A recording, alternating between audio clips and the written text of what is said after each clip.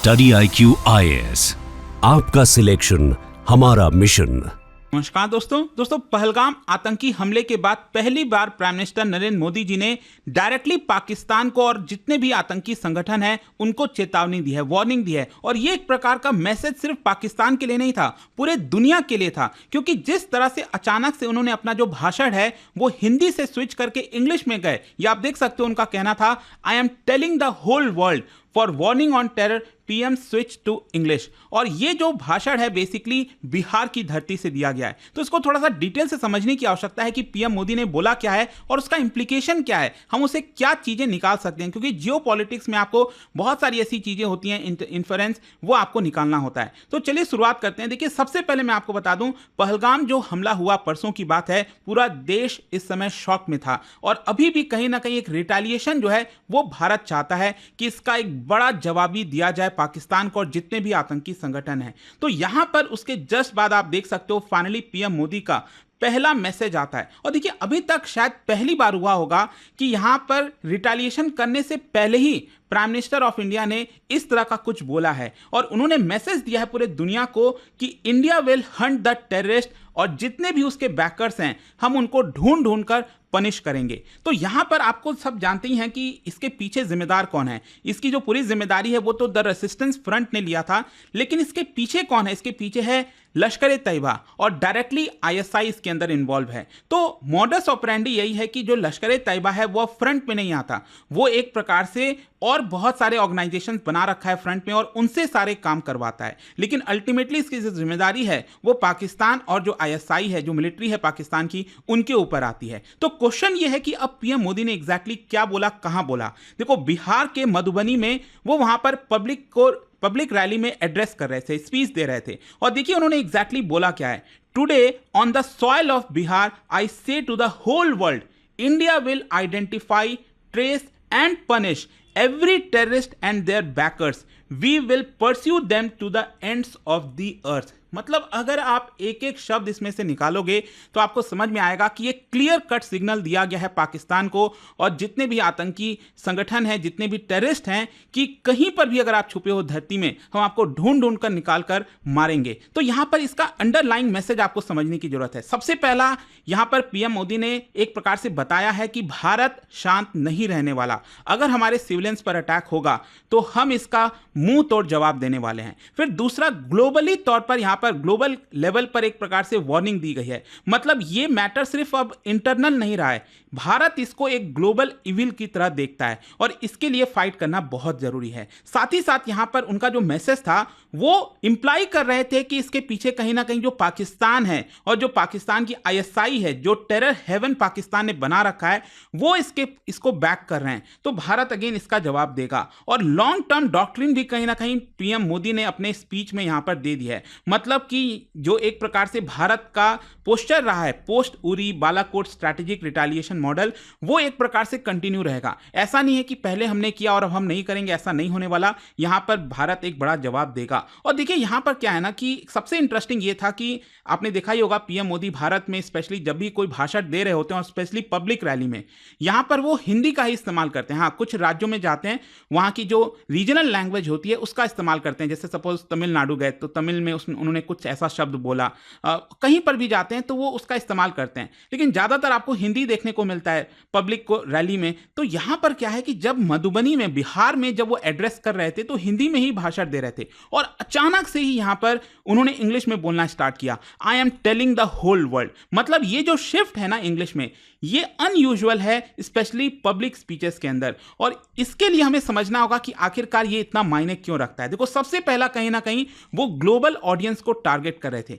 English एक प्रकार से डिप्लोमेटिकली सबसे ज्यादा इस्तेमाल की जाने वाली लैंग्वेज है। तो अगर पीएम मोदी इंग्लिश में स्विच कर रहे हैं, मतलब वेस्टर्न वर्ल्ड को, UN को, यूरोपियन यूनियन को, G7 नेशंस को साफ साफ एक मैसेज देने की तरफ से मैसेज दे रहे हैं। क्योंकि अगर मान लो वो हिंदी में बोलते, फिर हिंदी से उसको इंग्लिश में कन्वर्ट किया जाता, फिर मीडिया उसको बताता, तो रैदर देन दैट यहां पर पूरे दुनिया को पता चल जाए कि पीएम मोदी क्या कहना चाहते हैं, इसलिए कहीं ना कहीं उन्होंने डायरेक्टली इंग्लिश में इस चीज को बोला। और उनका इसके इसके पीछे जो इंटेंशन था वो यही था कि वो डायरेक्टली कन्वे करें। भारत ने एक प्रकार से जो सीमा रेखा खींची है, मतलब रेड लाइन एक तरह से ड्रॉ किया है कि अगर आप इसको पार करोगे तो भारत फिर रुकने वाला नहीं है। तो उन्होंने एक तरह से डेलिब्रेट तरीके से पूरे दुनिया को इस चीज के बारे में बताया। फिर साथ ही साथ जो इंटरनेशनल कम्युनिटी है उनको भी मैसेज दिया। पीएम मोदी बेसिकली ये जो मुद्दा है उसको पूरी तरह से इंटरनेशनलाइज करना चाहते हैं, मतलब जो इशू ऑफ टेररिज्म है ना, जो पाकिस्तान से निकल रहा है, वो एक प्रकार से इंटरनेशनलाइज हो जाए। फिर दूसरा यहां पर यही है कि कहीं ना कहीं वो रिक्वेस्ट कर रहे हैं ग्लोबल सॉलिडारिटी के लिए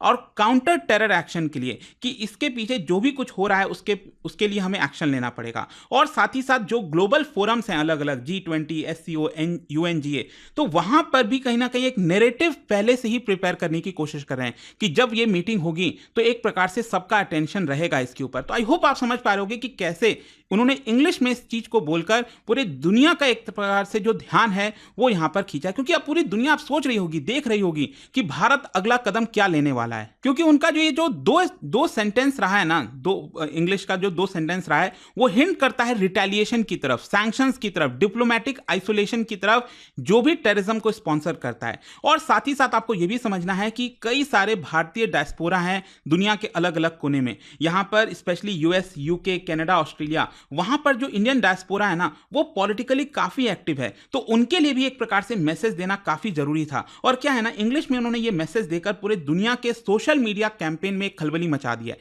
क्योंकि ये जो मैसेज है ना वो बार बार सोशल मीडिया के माध्यम से, अलग अलग मीडिया के माध्यम से इसको दोहराया जाएगा, इसको रिपीट किया जाएगा और पूरे दुनिया में फैलाने की कोशिश की जाएगी। और यहां पर आपको मैं एक एक शब्द की चीज बताता हूं। देखो, जब उन्होंने कहा एंड्स ऑफ द अर्थ, तो बेसिकली वो ये इंडिकेट कर रहे थे कि ये जो ऑपरेशन करेगा भारत वो सिर्फ पाकिस्तान तक ही सीमित नहीं रहेगा। पाकिस्तान से जुड़े हुए जितने भी टेररिस्ट हैं, आतंकी दुनिया के अलग अलग कोने में छुपे हुए हैं, वहां पर भी हम एक प्रकार से सर्जिकल स्ट्राइक करेंगे। तो that is why he mentioned ends of the earth. फिर इसके अलावा उन्होंने कहा एवरी बैकर ऑफ टेरर। तो कहीं ना कहीं वो डायरेक्टली ये बता रहे थे कि जो स्टेट स्पॉन्सर है, पाकिस्तान की जो ISI है, आर्मी है, उसकी तरफ वो इशारा कर रहे थे। और पब्लिक डिक्लेरेशन जब उन्होंने कहा तो एक प्रकार से वो भारत को और जो ग्लोबल ऑडियंस है उसको प्रिपेयर करने के लिए रेडी कर रहे थे कि आप रेडी हो जाइए, हम रिटेलिएट करने वाले हैं। एक प्रकार से आपको यह समझना है कि ये जो एंगेजमेंट है ना, इसमें भारत ने काफी बड़ा बदलाव किया है। अब हम डिफेंसिव नहीं रहेंगे, डिफेंसिव में से अब हम एक्टिव परस्यूट की तरफ जा रहे हैं, मतलब डायरेक्टली हम अटैक करेंगे। ये पहले से ही भारत पूरे दुनिया को बता रहा है। अच्छा, जियोपॉलिटिकल लेवल पर आप टाइमिंग भी समझिए, काफी इंपॉर्टेंट हो जाता है, क्योंकि बहुत जल्द अभी UNSC की मीटिंग होने वाली है, FATF की मीटिंग होने वाली है। तो यहां पर भारत, पाकिस्तान का जो रोल है इस पूरे आतंकी हमले का, वो यहां पर पूरे दुनिया को बताएगा। और पाकिस्तान एक प्रकार से प्रेशर में रहेगा IMF की तरफ से। FATF का जो ग्रे लिस्ट का कंसर्न है वो देखना होगा कि किस तरह से अब भारत जो है FATF के ग्रे लिस्ट में वापस से पाकिस्तान को डालता है। खैर, यहां पर अब क्वेश्चन यह है कि भारत ओवरऑल क्या रिस्पांस दे रहा है। देखो, अभी तक तो क्या है कि आपने देखा होगा, कल जो है डिप्लोमेटिक लेवल पर हमने कई सारे स्टेप्स लिए। इंडस वाटर ट्रीटी हो गया, वीजा हो गया, इस तरह के हमने कई सारे स्टेप लिए हैं। जैसे फॉर एग्जांपल अटारी वाघा जो बॉर्डर है उसको हमने एक प्रकार से क्लोज कर दिया है। लेकिन मिलिट्री लेवल पर देखिए धीरे धीरे अब गतिविधि बढ़ रही है। इंडियन आर्मी LOC पर हाई अलर्ट हो चुकी है। जो इंटेलिजेंस बेस्ड ऑपरेशन है साउथ कश्मीर में, अनंतनाग, पुलवामा में, वहां पर लॉन्च किया जा चुका है। इसके अलावा इंटेलिजेंस जो ऑपरेशंस हो गए, जैसे NIA के द्वारा, रॉ के द्वारा, जो डिजिटल फुटप्रिंट्स हैं TRF के हैंडलर्स के द्वारा, वो यहां पर निकाला जा रहा है। मतलब ये जो टेररिस्ट आए होंगे यहां पर जिन्होंने अटैक किया था पहलगाम में, तो एक प्रकार से उनका बातचीत हुआ होगा अपने हैंडलर्स के साथ, आकाओं के साथ जो पाकिस्तान में हैं, बॉर्डर के उस पार हैं। तो वो जो डिजिटल फुटप्रिंट है ना, वो सबूत भारत एक प्रकार से निकालने में लगा हुआ है। और इसके अलावा जो ओवरग्राउंड वर्कर्स हैं कश्मीर के अंदर, जो पूरा नेटवर्क बिछा हुआ है उनका, उसके ऊपर क्रैकडाउन किया जा रहा है। साथ ही साथ ड्रोन, सिग्नल इंटरसेप्ट, इन सब का भी इस्तेमाल हो रहा है। तो एक प्रकार से आप समझिए पाकिस्तान जो इस समय कदम ले रहा है, अभी मैंने वीडियो भी बनाया था कि कैसे यहां पर पाकिस्तान ने डिसाइड किया है कि कराची के पास एक मिसाइल टेस्टिंग की जाएगी। फिर बहुत सारे जो फाइटर जेट्स वगैरह हैं वो बॉर्डर के पास लाने की कोशिश कर रहा है। देखो, ये सब चीजें वर्क नहीं करने वाली हैं, क्योंकि आपको कंक्लूजन में ये समझना है कि PM मोदी जी का ये जो स्टेटमेंट था पहलगाम अटैक के बाद, पहला ये स्टेटमेंट था, ये कहीं ना कहीं एक बड़ा शिफ्ट है भारत के पब्लिक मैसेजिंग और स्ट्रैटेजिक पोस्चर में।